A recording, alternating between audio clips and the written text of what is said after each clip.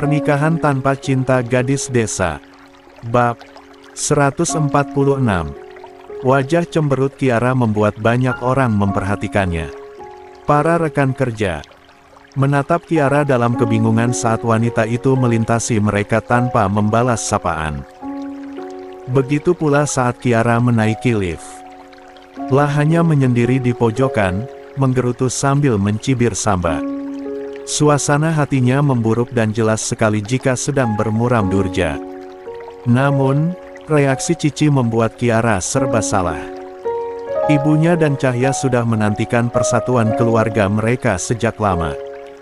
Kiara tidak mengerti apakah ia harus mengutamakan kebahagiaannya sendiri atau menjadi anak yang berbakti kepada orang tuanya. Kiara memasuki ruang kerjanya dengan langkah lebar, mengabaikan para pekerja lain yang memperhatikannya. Bahkan sampai menabrak Alarik yang sedang membawa dokumen-dokumen penting. Aduh, maaf Arik. Aku nggak sengaja. Alarik Dia ingin marah tapi ditahan, takut kelepasan membentak Kiara. Seperti waktu itu. Kalau jalan jangan ngelamun. Kiara cemberut. Iya. Di sisi lain, Alarik menyadari gelagat aneh Kiara. Gadis itu tidak berhenti menggerutu dan terkadang menjatuhkan barang-barang di sekitarnya, seakan tidak fokus. Alarik terus memperhatikan Kiara sejak tadi. Rekan kerja yang lain pun juga menyadari perubahan sikap Kiara. Dia sudah aneh dari sananya, tapi jadi lebih aneh lagi karena terlihat seperti sedang ada beban. Saat jam makan siang hampir dekat, Alarik memutuskan untuk menghampiri Kiara. Lah menggulung salinan dokumen di tangannya kemudian memukul kepala Kiara dengan gulungan kertas itu. Aduh, siapa sih yang main pukul? Keluh Kiara, belum menyadari bahwa pelakunya adalah Alarik. Alarik menyeringai lalu memukul kepala Aras sekali lagi. Itu bukanlah pukulan yang bisa dikategorikan sebagai kekerasan, cuma pukulan main-main untuk menegur Kiara. Siapa sih? Kiara berdiri, suaranya nyaris membentak. Alarik mengangkat alis dan mendapati Kiara langsung terdiam saat melihatnya. Kamu lagi kesurupan apa? Tanya Alarik heran. Begitu melihatnya, Kiara tidak lagi menggerutu seperti yang dia perhatikan sebelumnya. Kiara kembali duduk ke kursi kerjanya dan melanjutkan pekerjaannya yang tertunda. Karena Alarik, panggil Alarik, tidak suka diabaikan. Lah menyilangkan lengan di depan dada. Kamu ini sebenarnya kenapa Ngetik banyak typo, bawa barang jatuh terus. Masih enggak becus kerjanya. Kamu niat nggak sih kerja di sini? Maaf, jawab Kiara. Matanya sama sekali tidak bergeser ke arah Alarik yang masih menunggu jawabannya. Maaf, itu aja. Alarik mendengus kesal. Lah berjalan memutar dan berdiri di depan meja Kiara. Sebenarnya aneh juga kalau Kiara langsung meminta maaf. Biasanya mereka berdebat dulu. Jam istirahat siang dimulai. Semua karyawan keluar dari ruang kerja, tetapi jemari Kiara masih setia menari di atas keyboard. Aku nggak butuh maafmu. Aku butuh penjelasanmu. Kenapa kamu mendadak batmut tanpa alasan? Kamu juga menabrakku seenaknya. Kan aku udah minta maaf. Masa? Sudah kok. Kiara menatap Alarik dengan jengkel. Tak berhenti mengetik. Fokusnya terpecah dan Alarik berhasil merenggut perhatiannya. Alarik ingin berdebat lebih lanjut dengan Kiara. Sebenarnya, ia lebih suka Kiara memperlihatkan sisi gilanya daripada diam atau marah-marah tidak jelas begini. Namun, sejujurnya ekspresi Kiara sekarang lucu juga. Alarik menarik kursi kosong dan duduk di atasnya. Lah menyilangkan kaki. Mencondongkan tubuh ke depan, Kiara mencibir dalam hati. Ada apa sih? Jarang sekali Alarik bersikap baik kepada Kiara. Tapi, kebaikan itu tidak berlangsung lama. Alarik tersenyum miring kemudian menambahkan, sok galau segala. Paling masalah sepele ya. Arik bodoh. Kenapa kamu malah bikin situasiku runyam? Pikir Kiara jengkel. Lah, menghindari tatapan Alarik. Setelah cukup lama terdiam, barulah Kiara menjawab. Kayaknya aku mau resign dari kantor ini. Tubuh Alarik menegang. Kiara ingin resign dari kantor. Tapi, kenapa? Alarik tidak menemukan adanya masalah di antara mereka. Maksudnya, apa Kiara masih kesal karena bentakan waktu itu? Tapi mereka sudah damai sekarang, kurang lebih. Alarik mengembuskan napas yang tanpa sengaja ia tahan. Lah kembali menemukan ketenangannya saat Kiara sama sekali tidak menatap matanya. Kenapa? Apa alasannya? Jika Alarik tahu jawabannya sejak awal, Alarik bersumpah tidak pernah menanyakan itu kepada Kiara. Karena saat Kiara membuka mulut dan berbicara dengan ragu-ragu, Alarik mendadak merasa tidak nyaman. Karena aku mau tunangan sama Bang Samba. Saat itu, Alarik langsung memelotot kaget dan refleks hampir berdiri dari kursi yang dia duduki.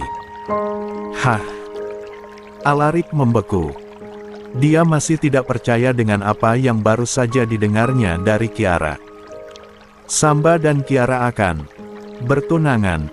Ara, kamu jangan bercanda ya. Kiara menghela napas panjang mendengar ucapan Alarik. Aku serius, Arik. Bang Samba udah terima perjodohannya. Masa iya hal kayak gini aku bercandain sih? Tapi itu... Oh, sial. Alarik tidak tahu harus mengatakan apa, atau harus bereaksi bagaimana lagi. Intinya dia syok berat. Sekarang, tinggal keputusanku aja soal perjodohan itu. Sambung Kiara.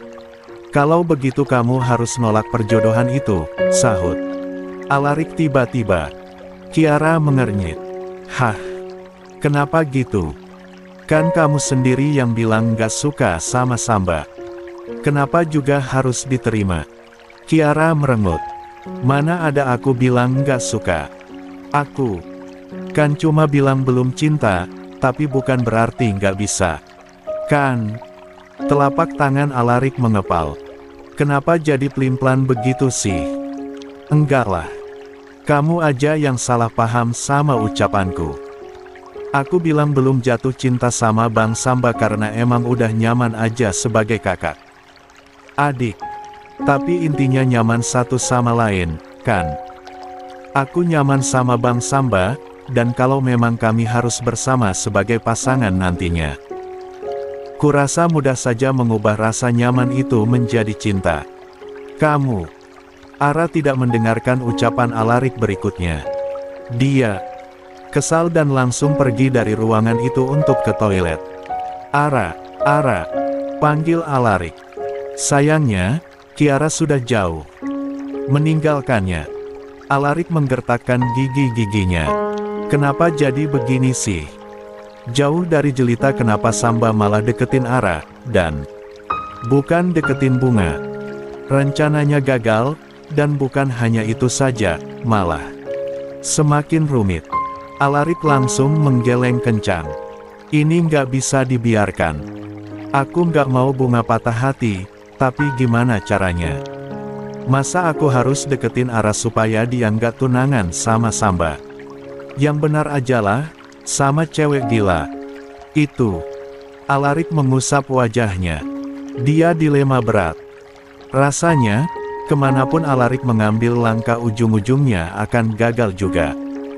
Kalau dia mendekati Kiara, lantas bagaimana dengan jelita? Mereka berdua masih terikat perjanjian satu sama lain. Namun jika tidak, Kiara akan bertunangan dengan Samba dan Bunga bisa patah hati lagi. Alarik menarik napas panjang, berusaha untuk memantapkan keputusannya. Oke, ini demi Bunga, bukan karena alasan lain. Aku harus melakukannya. Sore itu sepulang kerja, Alaric sudah merencanakan sesuatu untuk mendekati Kiara.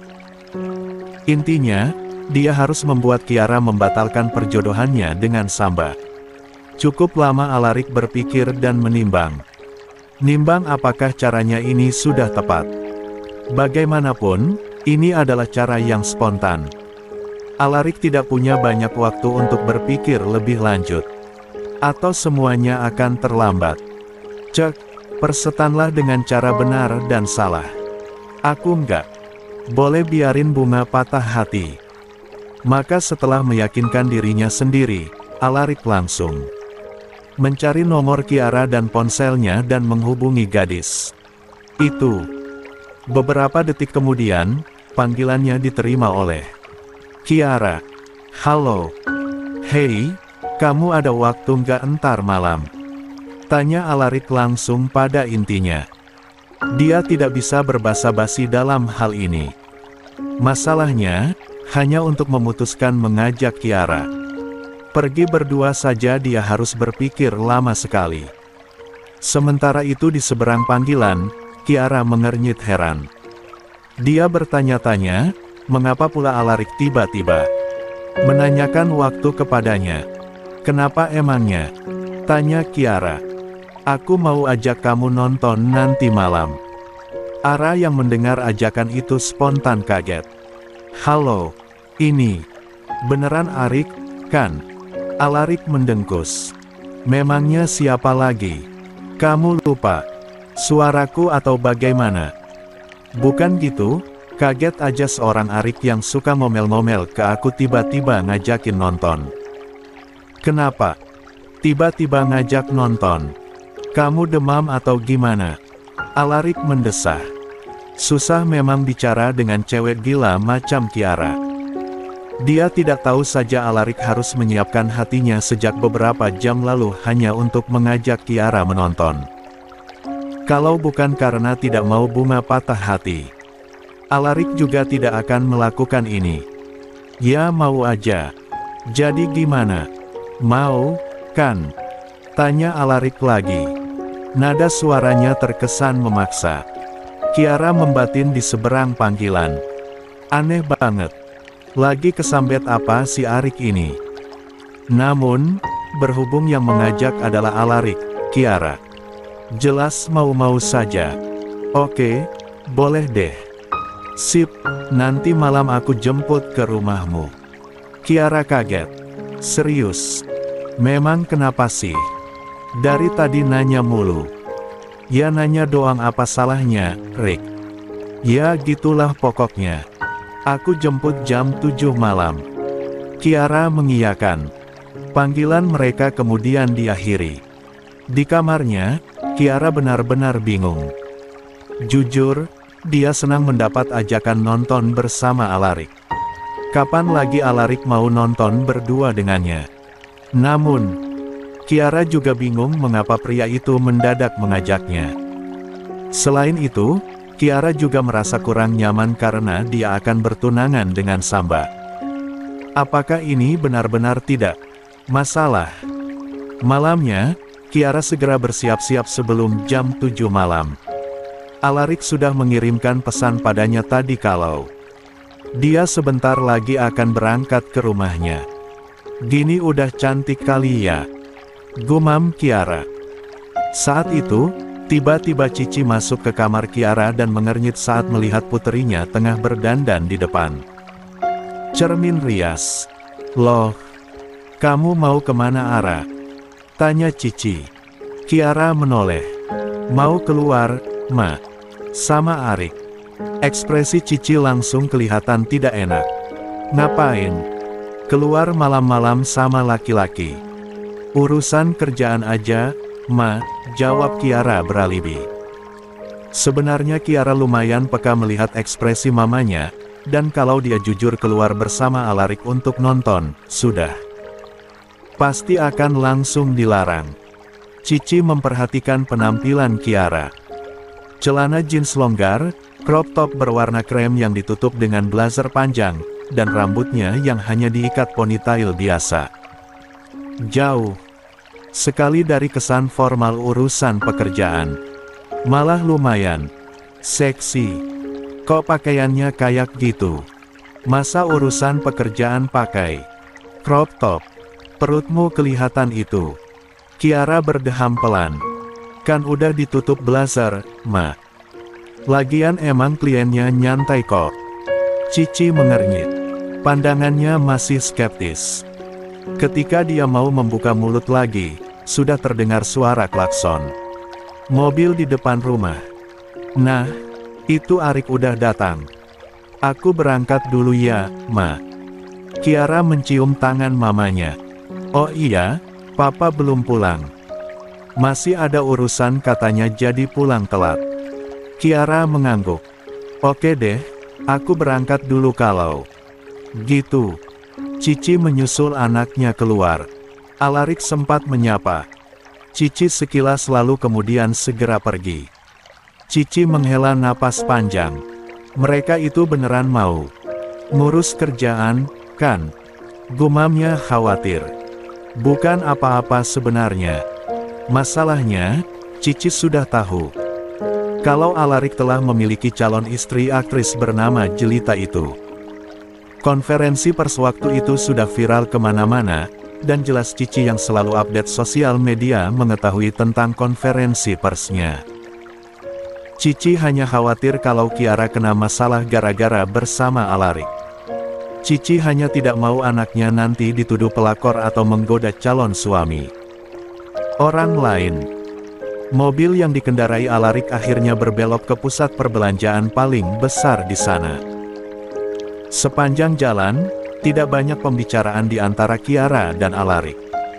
Masing-masing tenggelam dalam pikirannya sendiri.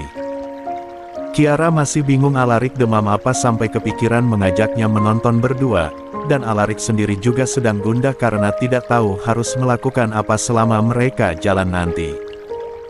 Masalahnya, ini Kiara. Bertahun-tahun dia dan Kiara selalu bertengkar. Memang tidak benci satu sama lain, sebab kata benci itu terlalu ekstrim kalau digunakan untuk menggambarkan dinamika hubungan mereka. Namun intinya, mereka berdua itu jauh dari kata damai. Rick, kita mau nonton kenapa pakaianmu formal banget deh. Masa pakai kemeja? Celetuk Kiara saat mobil Alarik sudah parkir di basement mall. Alarik memutar bola matanya. Daripada kamu pakai crop top gitu, perutmu kemana-mana tuh. Awas masuk angin.